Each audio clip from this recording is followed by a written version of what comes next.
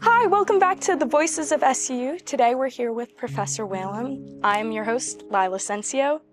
And Professor, can you introduce yourself and tell us what you teach here at SCU? My name is Mike Whalen. I teach filmmaking and kind of everything that is involved with filmmaking, both production, post-production, history, studies of, screenwriting, everything that we teach, every area, I teach it here. And Professor, what first got you interested in film and television? Wow, I first got interested in film and television when I was, maybe 10 or something? 10. And it was here because my dad taught here. Oh, wow. And I would play on campus, you know, and I would run around, and I stumbled into an old TV studio because a Jesuit who ran the television program knew my parents, and so they just kind of sent me over there, and I saw college kids making TV shows, and I thought that was really cool. And so at about 10, I went, I want to do that. Yeah. And so that kind of started me. Okay, that's really awesome, keeping it in the family. Yep. How have you seen the film program change throughout the years since you were 10 years old to now? Well, the film program is a lot different now than it was before, because when I was a student here, and when I was a little kid, it was a television production. So a lot of it was very broadcasty, multiple cameras in the studio, learning how to be news people and doing very news-ish documentary type stuff.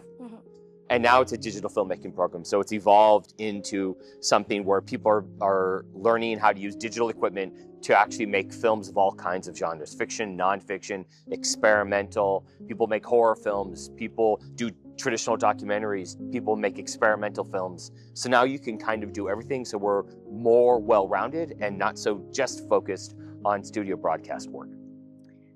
So with all of that being said, what do you think SCU students have as an advantage in the entertainment industry? I think Santa Clara students going into the entertainment industry are advantaged from our program because they get to do everything. And we don't have a graduate program. Most of the big film schools that you know about have big graduate programs, and all of their top equipment and all the cool things that you can do are usually reserved for the graduate school students. When you walk into our studio, we have state-of-the-art gear, state-of-the-art studio. It's only for undergrads. And so you get to do everything you want. I think the other thing that makes us very different is that you have complete creative control over every project that you do here. A professor is never going to tell you, no, you can't make that film. We may say something like, that's a bit much. At your experience, you may want to, rethink that.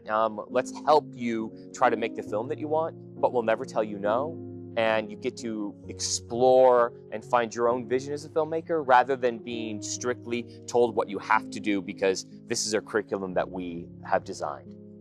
So with the advantage of it being on the smaller side of a program, you get more hands-on experience? Yes. I mean, we're a small school and we're a small program. So compare us to, say, like UCLA.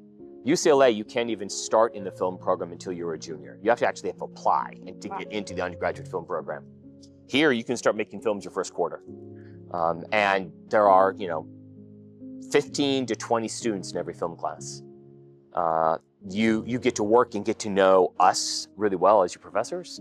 I've had students work on all of my films. I've had students with me in New York. I've had students with me in New Orleans. I've had students with me in Mexico City. I'm taking students to Milan in the fall, all working on films that I'm making. Okay. You don't get that at big, massive film school programs. So just like Santa Clara is an advantage as a small school for business students or science students or English students, it's also the same thing as film students. And you've worked with major networks like NBC, MTV, Discovery, and ESPN. How do you prepare SCU students to step into roles like that? The best preparation we can give students to walk into Hollywood or the entertainment industry as a whole, there's a couple things involved. I think first is learning everything that we do. So don't just become a camera operator or a director of photography or an editor, but forcing you to be a producer, to be somebody who develops projects, who directs projects, who edits projects. Work all of the sides of filmmaking so that you understand the entire process. Okay. Because technology will change, modes will change. I mean, think about it. 5 years ago, we weren't talking about AI, right? 10, 15 years ago, if you told somebody streaming was going to be the #1 platform to watch television, they thought you were crazy, right? Yeah, totally. 3 years ago, if you said YouTube was the place most people watch television, people would say you're crazy. So the industry will change rapidly. So our job is to prepare you to be great storytellers and also to understand the industry and the role that media has in society. And that makes us different than a traditional film school, because we're not just teaching you how, we're teaching you to understand the industry, why this industry works, and how to operate within the industry. And the other thing I think that we prepare people for is, I go to LA over spring break with 30 to 40 students every year. And over those 4 or 5 days in LA, we're meeting all of our alums working at Hulu, Discovery, Paramount, Skydance, ABC, Warner Bros, and also in the adjacent industries like podcasting or branding or marketing in the film and television industry. And you get to meet all of those people and kind of understand what it would mean to craft your career that way. And you don't get that at other programs. Yeah, working towards a well-rounded student. I like that. What inspired you to create the Hollywood Tour and the entertainment industry group? The shadowing program came out because when I graduated from Santa Clara, I drove down to LA and I didn't know anybody. And I started knocking on doors. And back when I graduated, which was 1989, the internet didn't exist. As a mass, you couldn't email people, right? I wrote letters, literally typed out letters and mailed them to people to try to get them to set up a meeting with me. So it was just, there was no network. But there were a lot of people from Santa Clara who had actually been working in the industry. And I wanted to develop a network that connected all of those people together. So working with 3 former students who'd been out about 5 or 6 years, they were saying that they wanted a network so that when they, switched jobs or were looking for a better job, they had people to talk to. So we started it. That was 20, we've been doing it for 20 years. And 23 years if you count the pandemic years that shut us down.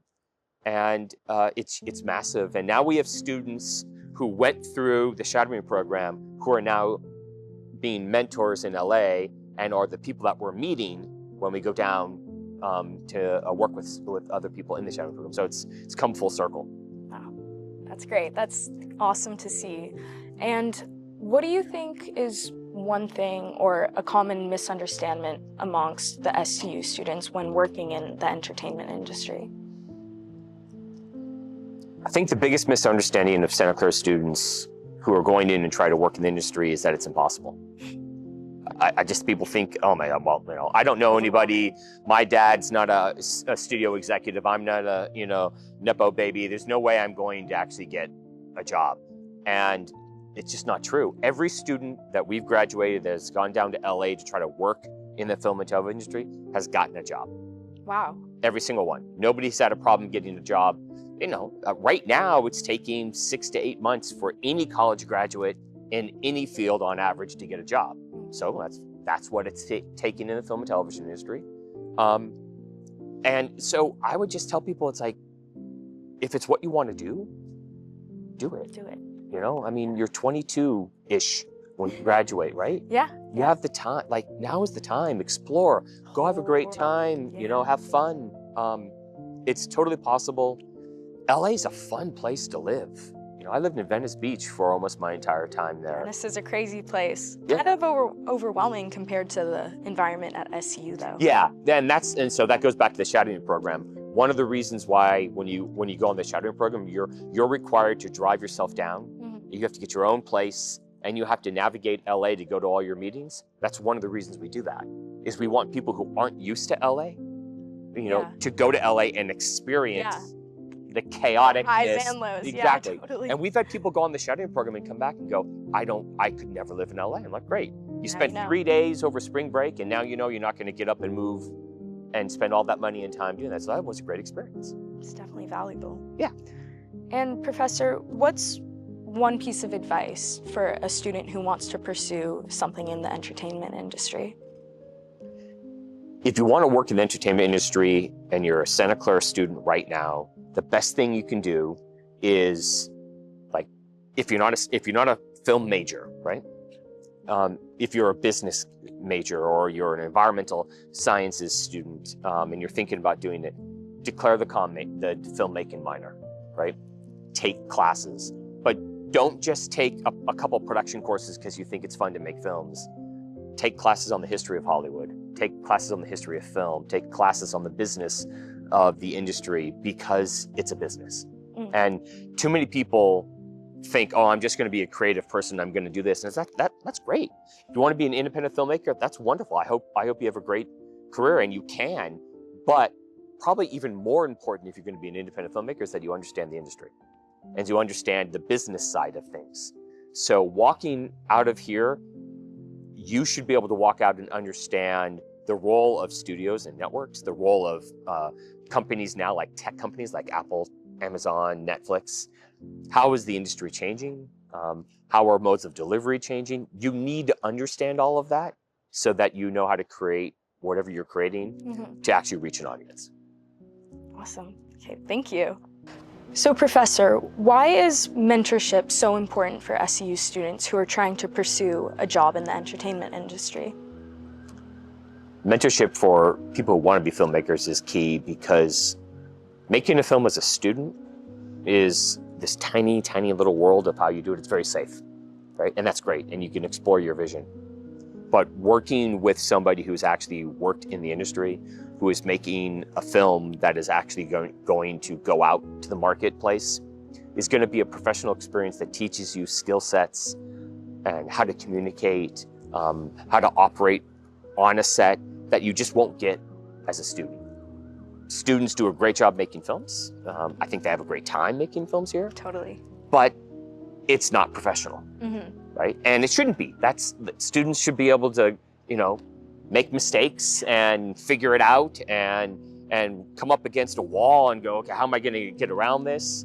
And then you should have that experience of working with somebody who has worked a lot professionally, so that you understand the lingo, you understand what to do, and you understand the etiquette of a set.